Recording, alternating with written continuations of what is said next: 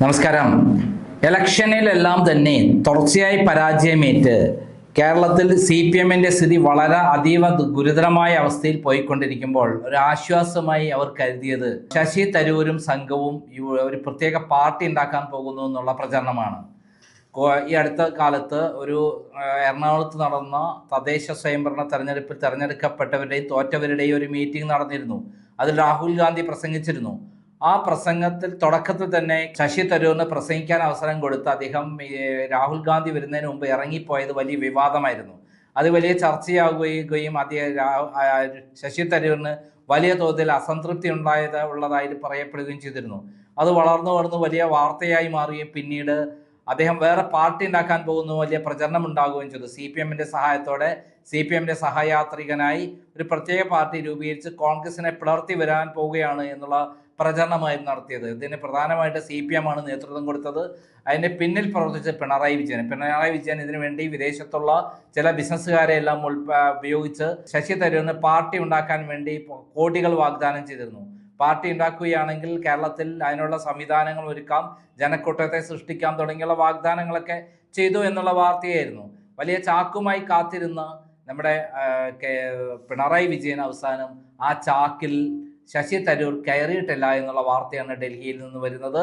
ഇന്ന് AICC ആസ്ഥാനത്ത് നടന്ന ചർച്ചയിൽ അഖിലേന്ത്യാ AICC president, Congress president Mallikarjun ഖാർഗെയും അതേപോലെ രാഹുൽ ഗാന്ധിയും കൂടി ചേർന്ന് ശശി തരൂരുമായി സംസാരിക്കുകയും ശശി തരൂരിനുള്ള എല്ലാ ആശങ്കകൾ തീർത്ത് അദ്ദേഹം ഇപ്പോൾ വളരെ ക്ലിയറായി പറഞ്ഞിരിക്കുകയാണ്, എനിക്ക് യാതൊരു പ്രശ്നവുമില്ല, ഞാൻ കോൺഗ്രസ് വിടുന്നില്ല, കോൺഗ്രസിൽ യാതൊരു തർക്കവുമില്ല, അല്ലെങ്കിലും എന്താണ് തർക്കം, എൻ്റെ പിന്നിൽ നടന്നത് ആരൊക്കെയാണ് എന്നുള്ളതാണ് അദ്ദേഹം കൃത്യമായി സൂചിപ്പിച്ചത്. എന്തായാലും പിണറായി വിജയൻ്റെ ഓരോ ഇത്തരത്തിലുള്ള പരിപാടികളെല്ലാം 8 നിലയിൽ പൊട്ടിത്തകർന്നുകൊണ്ടിരിക്കുന്നതിൻ്റെ ഏറ്റവും അവസാനത്തെ കാര്യമാണ് ശശി തരൂരിനെ കാത്തിരുന്ന് അതേപോലെ MK രാഘവൻ, ശശി തരൂർ, അതേപോലെ ശ്രീകണ്ഠൻ, പാലക്കാട് MP ശ്രീകണ്ഠൻ തുടങ്ങിയവരുടെ പേരാണ് പ്രചരിപ്പിച്ചിരുന്നത്. എന്നാൽ ഇതൊന്നും സത്യമല്ല എന്ന് തെളിഞ്ഞിരിക്കുകയാണ്. ഇതിലൊന്നും വലയിൽ കയറാൻ പോകുന്ന ആളല്ല, ഈ ചാക്കിൽ കയറാൻ പോകുന്ന ആളല്ല ശശി തരൂർ എന്ന് വളരെ വ്യക്തമായി പറയുക മാത്രമല്ല, അടുത്ത നിയമസഭാ തെരഞ്ഞെടുപ്പിൽ കേരളത്തിൽ വലിയ തോതിൽ മത്സരത്തിന് വേണ്ടി പ്രചരണം നടത്താൻ ഇറങ്ങുക കൂടി ചെയ്യുകയാണ് ശശി തരൂർ. ശക്തമായി ഇറങ്ങുമ്പോൾ കേരളത്തിൻ്റെ അക്കാഡമിക് നിലവാരമുള്ള മേഖലയുള്ള ആളുകളെല്ലാം തന്നെ കോൺഗ്രസിന് അനുകൂലമായി ശക്തമായി നിൽക്കും എന്നുള്ള കാര്യത്തിൽ സംശയമില്ല. എന്തായാലും ശശി തരൂർ എന്ന് പറയുന്ന ചിലപ്പോൾ ഇത്തരം കാര്യങ്ങൾ ചെയ്തുകൊണ്ടിരിക്കുന്ന ഒരാളുടെ ഈ തലവേദന ഇതോടുകൂടി പരിഹരിക്കപ്പെടുമെന്നാണ് കരുതുന്നത്. കേരളത്തിൽ അദ്ദേഹം തിരുവനന്തപുരത്ത് ജയിക്കുന്നുണ്ടെങ്കിലും സാധാരണ പ്രവർത്തകരുടെ ഇടയിലേക്ക് അത്ര അധികം സ്വാധീനം ചെലുത്താൻ അദ്ദേഹത്തിന് കഴിഞ്ഞിട്ടില്ല എന്നുള്ളത് സത്യമാണ്.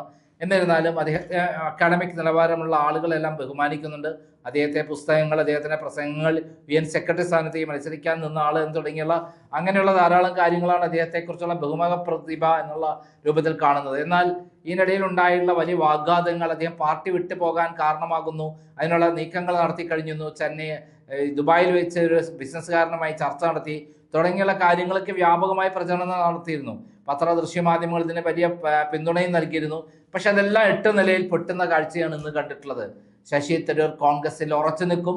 അടുത്ത നിയമസഭാ ഇലക്ഷനിൽ UDF വലിയ ഭൂരിപക്ഷത്തിന് ജയിക്കാൻ സാധ്യതയുണ്ടെന്നുള്ള ഇന്റലിജൻസ് റിപ്പോർട്ട് പുറത്തു വന്ന അതേ സന്ദർഭത്തിൽ തന്നെയാണ് ഇപ്പോൾ ശശി തരൂരിന്റെ പ്രഖ്യാപനം. ഇപ്പോൾ വന്ന ഇന്റലിജൻസ് റിപ്പോർട്ട് പ്രകാരം പിണറായി വിജയൻ പോലും ധർമ്മടത്ത് പരാജയപ്പെടും, അതേപോലെ റിയാസ് ബേപ്പൂരിൽ പരാജയപ്പെടും എന്നുള്ള ഇന്റലിജൻസ് റിപ്പോർട്ടാണ് പുറത്തു വന്നത്. അതായത് വലിയ തോതിലുള്ള ഭരണവിരുദ്ധ വികാരം കേരളത്തിൽ ആഞ്ഞടിക്കുകയാണ്. എല്ലാ തലത്തിലും തകർന്ന് തരിപ്പണമായിരിക്കുകയാണ്. അതിൻ്റെ ഇടയിൽ ആശ്വാസം എന്നുള്ള രൂപത്തിൽ ഒരു ബജറ്റ് അവതരിപ്പിച്ചിട്ടുണ്ട്. ജനങ്ങൾ അത് വിശ്വസിക്കുന്നില്ല. കാരണം ഒരു പൂച്ച പെറ്റ് കിടക്കുന്ന ഖജനാവിൽ അവിടെ എന്തെങ്കിലും ഒരു 5 പൈസ എടുക്കാനില്ല എന്ന സന്ദർഭത്തിലാണ് വലിയ ആശ്വാസമായി പല വാഗ്ദാനങ്ങളും ബജറ്റിൽ അവതരിപ്പിച്ചിട്ടുള്ളത്. അതൊക്കെ ഇനി നടപ്പിലാക്കണമെങ്കിൽ അടുത്ത ഇലക്ഷൻ കഴിഞ്ഞിട്ടുള്ള കാര്യങ്ങൾ മാത്രമാണ്.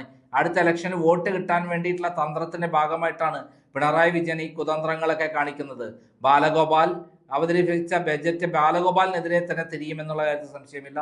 സാധാരണ സ്ത്രീകളുടെയും കുട്ടികളുടെയും വൃദ്ധന്മാരുടെയും അങ്ങനെയുള്ള എല്ലാവരുടെയും ഉന്നമനത്തിന് അവരെ ആശ്വാസത്തിന് വേണ്ടിയിട്ടുള്ള ബജറ്റാണ് എന്നാണ് പറയപ്പെടുന്നെങ്കിലും ഇതുകൊണ്ട് യാതൊരു പ്രയോജനവുമില്ല എന്നുള്ളതാണ് സത്യം. എന്തായാലും ഈ ബജറ്റ് വഴി ഇപ്പോൾ താൽക്കാലികമായി ജനങ്ങളെ പറ്റിക്കാൻ ശ്രമിക്കുന്ന പിണറായി വിജയന്റെ വിചിത്ര മുഖം തന്നെയാണ് വീണ്ടും കാണുന്നത്. 2021 കിറ്റും പെൻഷനും കൊടുത്തിട്ടാണ് അധികാരത്തിൽ വന്നതെങ്കിൽ ഇപ്പോൾ ജനങ്ങൾ മനസ്സിലാക്കിയിരിക്കുന്നു പിണറായി വിജയനെ പോലെ ഇത്രയും വലിയ കള്ളൻ വേറെ ആരുമില്ല. ജനങ്ങളെ പറ്റിക്കാൻ വേണ്ടി മാത്രം ജനിച്ച ഒരാളാണ്. ജനങ്ങളോട് യാതൊരു ബന്ധവുമില്ല. 40 വണ്ടി കാറിൽ യാത്ര ചെയ്യുന്ന പോലീസ് അകമ്പടിയോടെ യാത്ര ചെയ്യുന്ന പിണറായി വിജയന് ദിവസവും ആഡംബര കാറുകളും ആഡംബര സൗകര്യങ്ങളും മാത്രം ജനങ്ങളെ പണമെടുത്ത് ചെലവഴിച്ചുകൊണ്ടിരിക്കുകയാണ് എന്ന് ജനങ്ങൾ തിരിച്ചറിഞ്ഞിരിക്കുകയാണ്. എന്തായാലും ശശി തരൂരിൻ്റെ ഈ ഇത്തരത്തിലുള്ള നീക്കം പിണറായി വിജയനെയാണ് നിരാശപ്പെടുത്തിയിരിക്കുന്നത്. അദ്ദേഹത്തിൻ്റെ ചാക്കിൽ ശശി തരൂർ കയറിയില്ല, പകരം അദ്ദേഹം കോൺഗ്രസ് തന്നെ ഉറച്ചു നിൽക്കുമെന്ന് കൃത്യമായി അദ്ദേഹം തന്നെ പറഞ്ഞിരിക്കുകയാണ്. നന്ദി, നമസ്കാരം.